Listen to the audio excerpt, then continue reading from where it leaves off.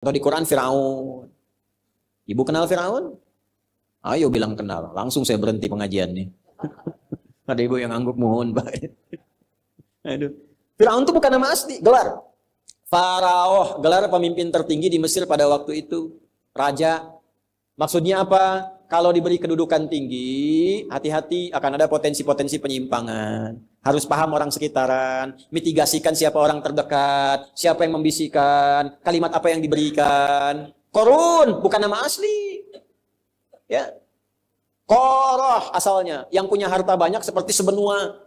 Hati-hati kalau punya harta banyak, semakin naik harta, semakin ada potensi penyimpangan. Potensi dengan harta yang menyimpang disebut bago, potensi kedudukan yang menyimpang disebut togo. Idhab ila fir'auna innahu togo, inna qaruna kana min qaumi Musa fabago. Kalau belum kaya, gayanya biasa, nyapa, jalan, masih bisa assalamualaikum. Sudah jadi crazy rich, richnya hilang, crazy-nya muncul. Udah pamer, flexing, macam-macam. Potensi penyimpangan bisa terjadi. Balik lagi, terapkan rumus ini kepada hadis tadi. Ada seorang sahabat jatuh cinta pada seorang perempuan. Nah, jatuh cinta ini akan terjadi dimanapun. Termasuk jamaah-jamaah ini nih. Hati-hati bu tuh. Ya, jatuh cinta. Nah, perempuan yang ditaksir ini namanya Ummul Qais. Kata Ummul Qais, nah ini panduan bu, bagus. Kalau kamu mencintaiku, ikut hijrah, ikut Nabi. Ah, mahal itu bu. Ini standar. Kalau ibu, bapak cari menantu, standar yang pertama, ini jarang dibahas di hadis ini. Cari yang pertama itu ukurannya, standar imannya yang dekat dengan Allah dan Rasulnya. Fadhfar bidatid dini taribat yadah. Kalau pilihan pertama ini lekat pada imannya, akhlaknya, kemuliaannya, pasti rumah tangganya bahagia dan beruntung. Kenapa? Karena asbabnya umumnya orang cari dua hal. Maaf, kalau bukan materi harta, kedudukan latar belakang, atau tambahan dari fisikal, itu wajar. Pilih gantengnya, gitu kan? Tegapnya, cakepnya, dompetnya, nah, itu biasa. Yang perempuan cantiknya, anggunnya. Cuma kalau berumah tangga, ukurannya semua material, fisikal, nggak akan langgeng. Cantik memudar, begitu cantiknya pudar, nah, pindah ke yang lain. Materi bisa berkurang, begitu berkurang, cari yang lain. Alih-alih sayang pada suami, perhatian pada suami orang. Alih-alih cinta pada istri, mulai beralih pada cinta pada istri orang lain. Maka apa yang menjaga itu? Agama. Nah ini Ummul Qais ini ngasih syarat, saya mau hijrah, kalau cinta ikut hijrah. Boleh bapak terapkan. Anak bapak perempuan yang naksir 3 orang datang ke rumah, tanya, nama siapa adik? Ya, saya Torik pak. Coba baca surat At-Torik. Baca. Alhamdulillah, bagus, masuk list 1. Ya kan? Adik siapa? Mulai gemeteran gitu kan? Saya Ibrahim pak. Baca Ibrahim, surat Ibrahim, surat 14, lancar gitu kan? Yang ketiga, coba baca gitu kan? Waduh, gak lebih repot lagi karena panjang. Abdi Yusuf pak, cuman panggilan sehari-hari, kulhu.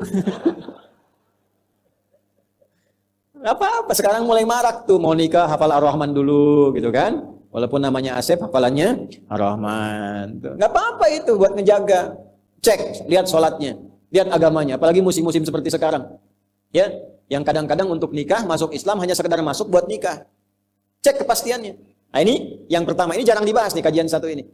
Maka lelaki ini memutuskan karena saking cintanya ikut hijrah. Pelajaran kedua, cinta itu kadang-kadang awas membutakan pikiran. Maka ditimbang.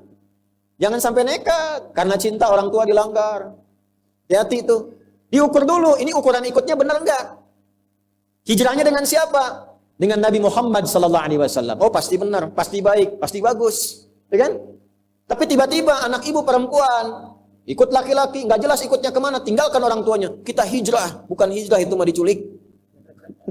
Hati-hati ya, nggak ada kawin lari itu. Capek.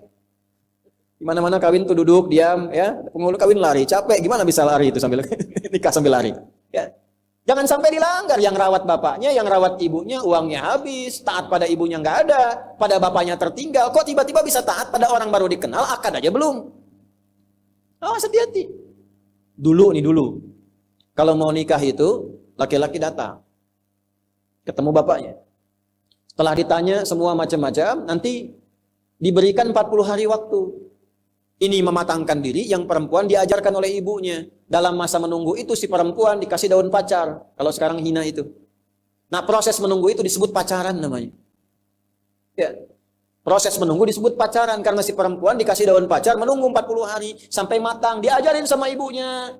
Ya, kayak pami jadi istri kieu, ini teh masak tes pada kieu, suami teh kieu. Dari awal diajarin, yang laki-laki mematangkan diri. Dari mencari nafkah, diajarkan jadi suami yang baik, ngaji yang benar. Begitu nikah, dari dulu, coba lihat orang tua dulu. Kalau nikah teh awet. Karena dipakai. Sekarang konsepnya berubah. Yang disebut pacaran teh naik, beca berdua. Seakan-akan beca milik berdua, tukang beca nggak ada. Lewat. Sampai maung di situ hilang satu tuh. Ustadz, kenapa belum kajian di Istiqomah? Saya tuh bingung, pas lewat saya bilang maunya, kan tadinya 4 tuh. Ya, tinggal 3. Lewat lagi tinggal 2, ini kemana itu mau T2 di situ tuh. Alhamdulillah sekarang jadi 4 lagi tuh, udah balik. Nah itu. Nah, sekarang kita kembali. Jadi setelah memutuskan ikut hijrah, berangkatlah ke Yathrib, kelak jadi Al-Madinah Al-Munawwarah, ya. Ini merasa ada yang nggak lengkap, saya takut hijrah saya ini hukumnya salah. Karena motivasinya untuk mengejar Ummul Qais. Apa ini pesan moralnya? Salah satunya sebelum masuk ke hadisnya. Pesan moralnya, boleh jadi juga ada yang ingin hijrah. Hijrah itu kan gak harus pindah tempat. Hijrah itu asalnya berpindah keadaan dari yang kurang baik jadi baik. Dari yang belum dekat dengan Allah jadi dekat dengan Allah. Tidak harus pindah tempat. Kecuali kalau di tempat itu tidak bisa mendekatkan diri kepada Allah. Di tempatnya mau sholat susah, hijrah. Tapi kalau di tempat itu yang ke masjid banyak, yang ngaji banyak, cuman Anda yang belum ke masjid. Anda ingin hijrah, gak usah pindah tempat, pindah kebiasaan. Ini rumah Masjid Al-Ikhlas, tetangga masjid. Jarak cuma 2 meter, speakernya ke arah rumah begini. Belum sempat ke masjid juga, tiba-tiba terfikir, kenapa saya belum mau ke masjid? Tiba-tiba berubah, nah itulah hijrah. Jelas? Tidak harus pindah tempat, bisa di pekerjaan.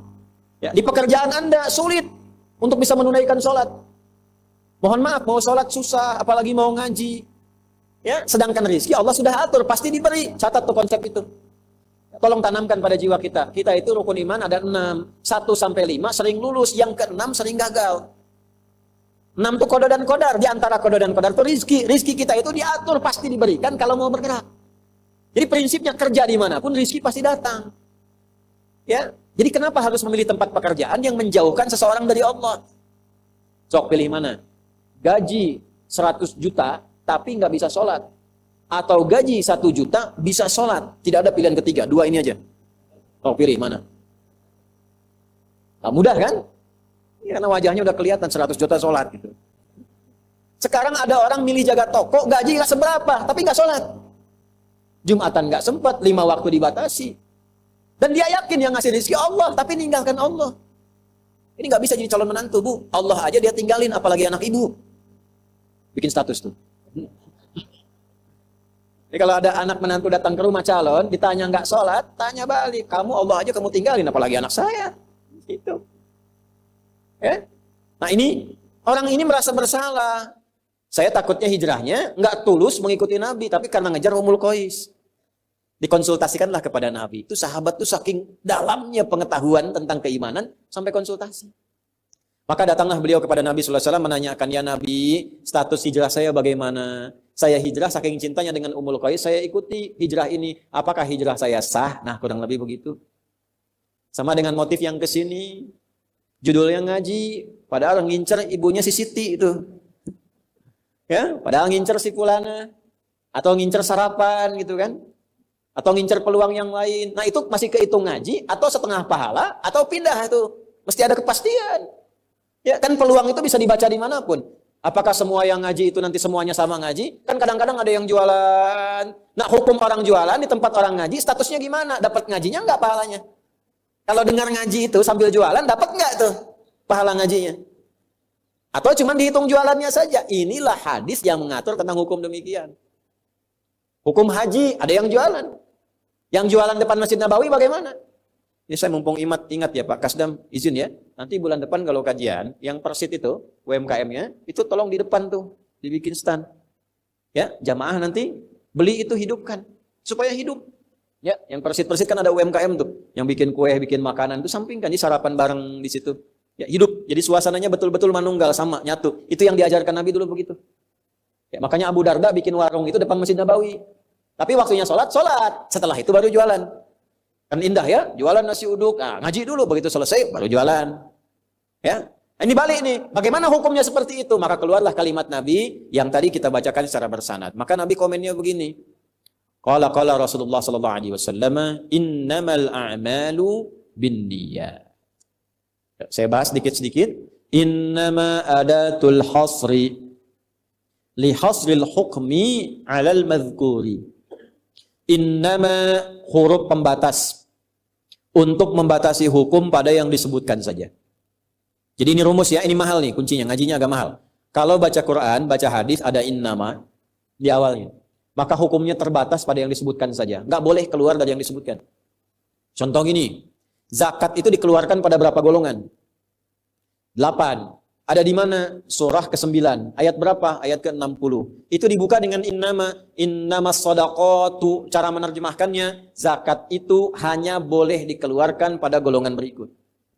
Lil fuqara 1, wal masakin 2, wal amilina 'alaiha 3, wal muallafati qulubuhum 4, wa fil riqab 5, wal gharimin 6, wa fi sabilillah 7, wa ibnis sabil 8. Ke-8 ini, di luar 8 nggak boleh.